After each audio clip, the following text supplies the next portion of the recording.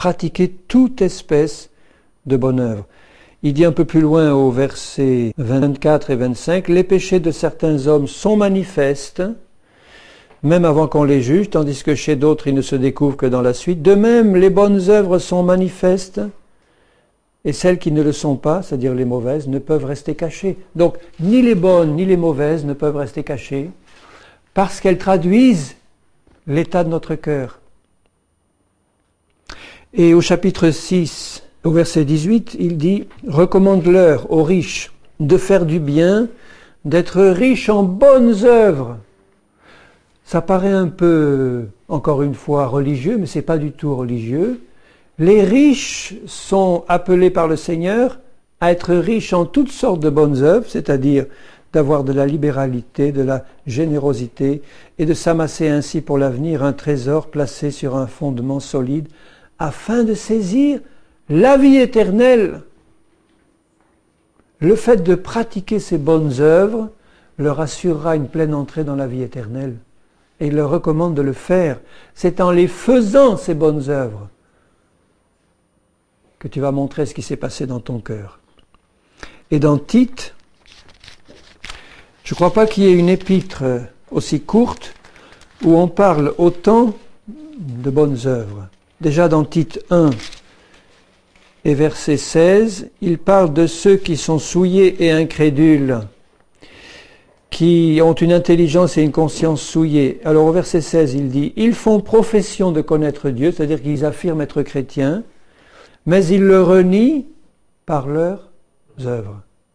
Donc un chrétien qui dirait « Moi je suis né de nouveau, j'ai eu la foi, la grâce de Dieu pour être changé », eh bien tu peux renier Dieu par les œuvres que tu vas accomplir. Dieu attend que tu fasses des bonnes œuvres, saintes, justes, irréprochables devant lui.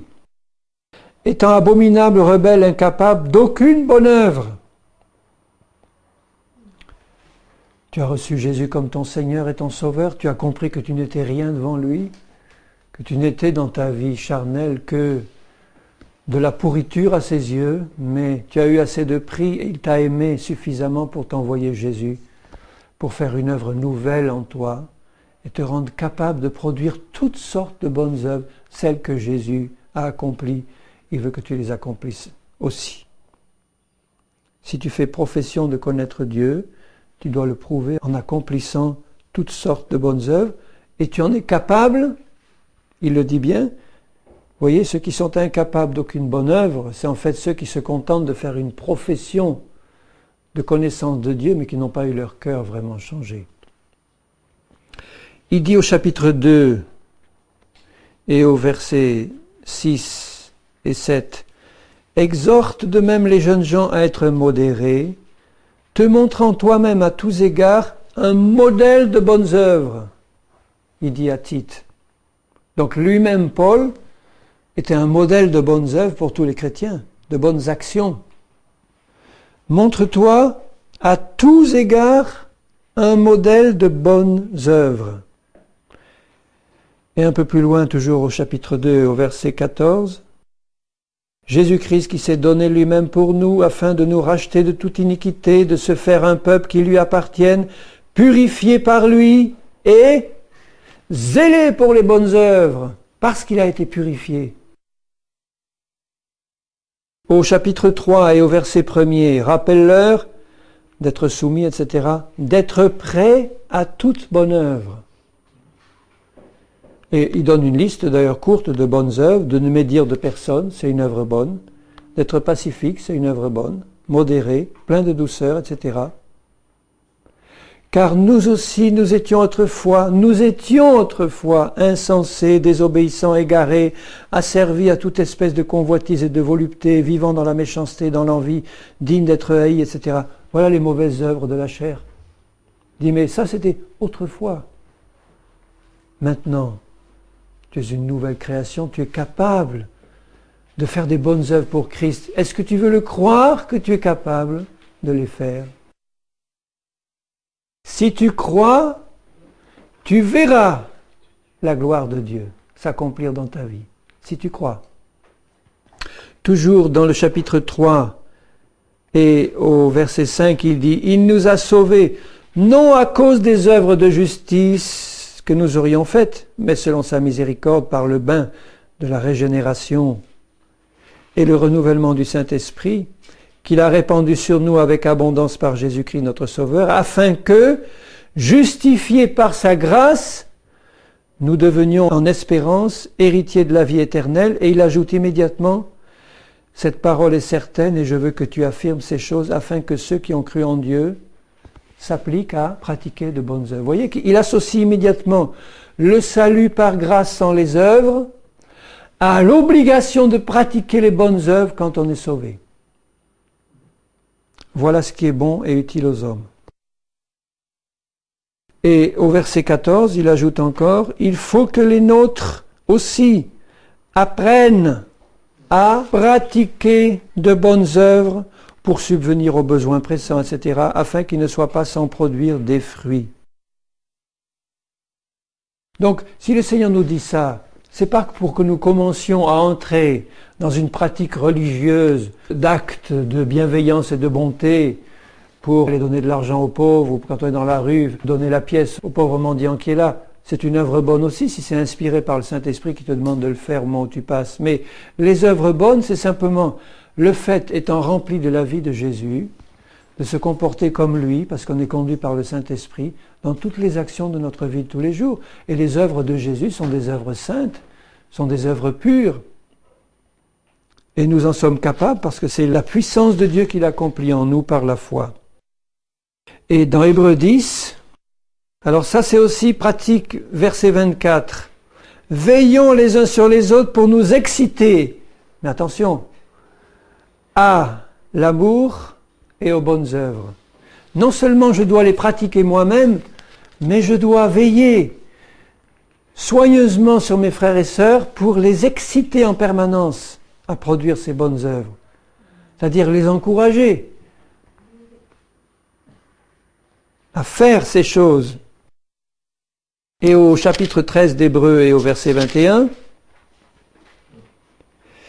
alors ça, c'est quelque chose qui doit vraiment rentrer parce que ça produit la foi. Versets 20 et 21, presque les derniers versets de l'Épître. « Que le Dieu de paix qui a ramené d'entre les morts le grand pasteur des brebis par le sang d'une alliance éternelle, notre Seigneur Jésus, vous rende capable de toute bonne œuvre. » C'est la prière qu'il fait. Faisons-la pour nous et pour nos frères et sœurs. « Et fasse en vous ce qui lui est agréable par Jésus-Christ, auquel soit la gloire au siècle des siècles. Amen. » Seigneur, rends-moi capable de produire toutes les bonnes œuvres que tu as préparées d'avance.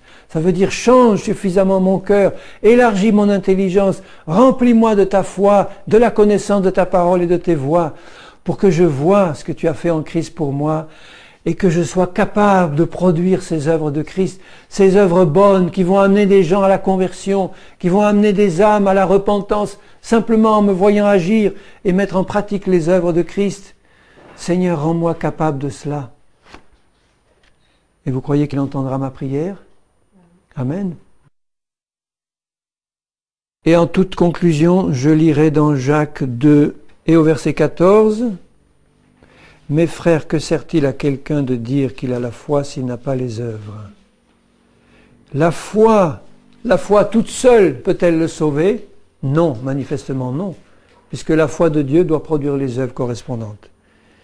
Si un frère ou une sœur sont nus et manquent la nourriture de chaque jour et que l'un de vous leur dise « Allez en paix, chauffez-vous et vous rassasiez » et que vous ne leur donniez pas, donc bonne œuvre, ce qui est nécessaire au corps, à quoi cela sert-il? Il en est ainsi de la foi, si elle n'a pas les œuvres, elle est morte. C'est pour ça que Dieu nous jugera par nos œuvres, parce que ça traduira l'état de notre foi. Si elle existe d'une part, si elle est bonne ou mauvaise, ou si elle est encore incomplète, il va le voir automatiquement par nos actions, nos œuvres. Quelqu'un dira au verset 18, « Toi tu as la foi, moi j'ai les œuvres. » Ça c'est une séduction. Si tu as la foi, tu dois avoir les œuvres aussi. Et moi, si j'ai les œuvres, au sens où Dieu l'entend, c'est que j'ai la foi. Montre-moi ta foi sans les œuvres. Ça n'existe pas, la foi sans les œuvres. Et moi, je te montrerai la foi par mes œuvres. Tu crois qu'il y a un seul Dieu, tu fais bien, les démons le croient aussi et ils tremblent. Veux-tu savoir, ô homme vain, que la foi sans les œuvres est inutile? Si tu dis que tu as reçu la grâce de Dieu par la foi, ça se manifeste dans tes œuvres.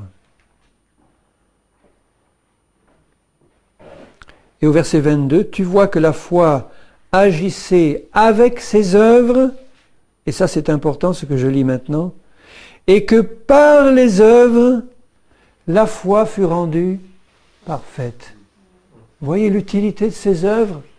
Les œuvres traduisent l'état de ma foi, et en pratiquant ces œuvres, en retour, ils rendent ma foi parfaite. C'est vraiment la clé de la vie chrétienne, l'œuvre bonne que je dois accomplir au nom de Christ. Elle traduit l'état de ma foi et de mon cœur, et en la pratiquant, il y a un retour en ma faveur qui perfectionne ma foi. C'est formidable. Ce n'est pas l'évangile des œuvres au sens religieux du terme, mais c'est l'évangile de la foi qui produit les œuvres, qui perfectionne la foi. De même que les bonnes œuvres faites en Christ perfectionnent la foi, les mauvaises œuvres que nous pourrions continuer à pratiquer risqueraient de nous rendre incapables d'aller à Dieu et de retourner à lui.